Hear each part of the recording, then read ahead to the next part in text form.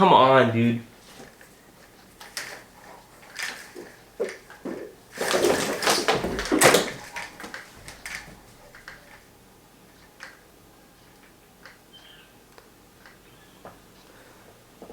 Anyways. Slant, Big Mac 11, back of the 7 on some bullshit.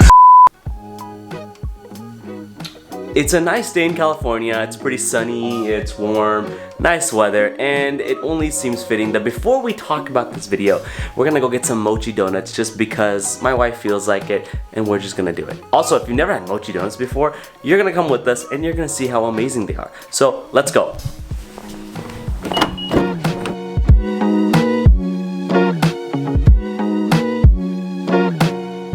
Alright, so today we're going to be watching a video that low-key blows my mind, and there's a concept about this that is amazing. I saw this video on TikTok when I was scrolling it, and I just have to discuss it because it's so interesting. It's so intriguing. So with that being said, let's just watch the video together. Ready? And go. We are the identical twins who married identical twins. For the most part, all four of us can tell each other apart. You know, from the side, from the back, we look alike, as do Josh and Jeremy.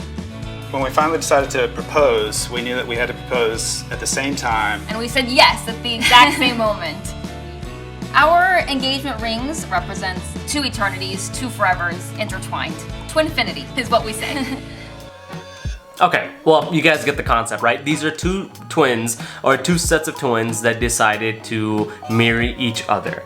And by itself, that is amazing, right? That's so interesting to all of us because how many twins do you know? You probably know a couple here or there, but how many sets of twins do you know that actually got married to each other?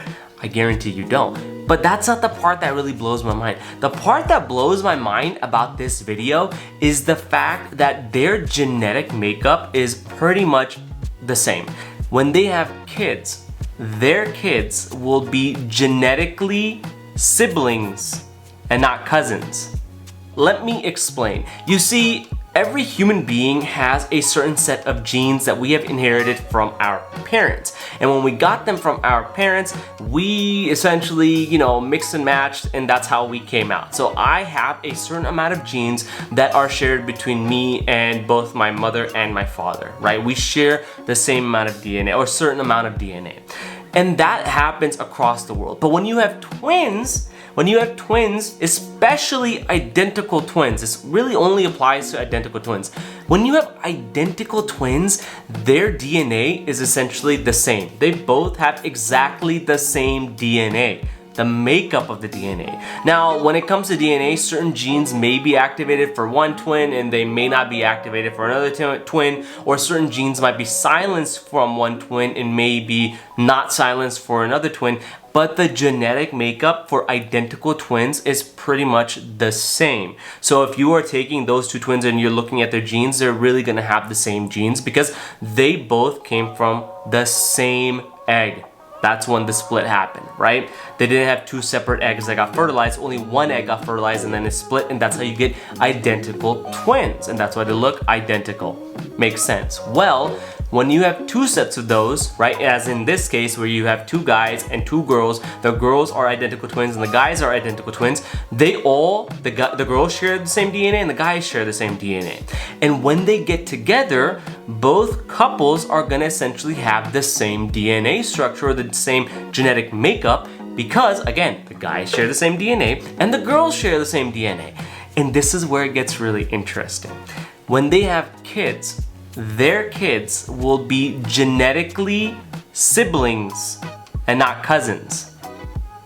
Yeah, their kids will actually be genetic siblings and not genetic cousins because of the way their parents' genes are. Their parents share the same genes, their parents share the same DNA.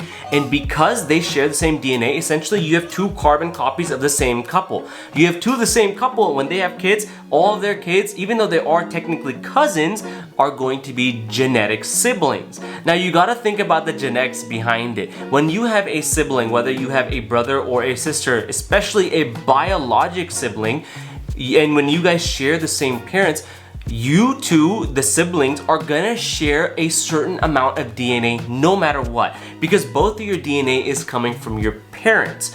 When you share a certain amount of DNA, that makes you essentially siblings because you're sharing the same amount of DNA. Now, when it comes to cousins, you're still gonna share a certain amount of DNA, but it'll be a lot less in terms of percentage. When that happens, we can genetically say that you guys are siblings or not. And that's one of the main bases behind 23andMe and how they can tell you, hey, you have a sibling in this location, or someone that you don't know you're related to because your genetic makeup is very similar and it's very close to someone else's. But in this scenario, when it comes to two twins marrying each other, when those couples get together, they have the same genetic makeup. And when they have kids, their kids are gonna share essentially the same amount of genes that siblings would, which makes them genetic siblings, even though they are cousins. Yeah. Science is crazy, and it's pretty cool. So I hope you thought this was really interesting. I thought it was really interesting. If you want to see the full video, because I just cut off the video like halfway through. If you want to see the full video, the link is going to be in the bio. The rest of it is pretty interesting. I just didn't think I wanted, to show the whole video because it gets kind of boring. But I hope you found this interesting. If you guys like this video, don't forget to give your boy a subscribe. Follow me on TikTok at MadMedicine. We got a small community, we got a small following over there. So if you're coming from TikTok, thank you so much. If you are going to go to TikTok, enjoy. And I'll see y'all back here real soon, okay? Take care. Peace.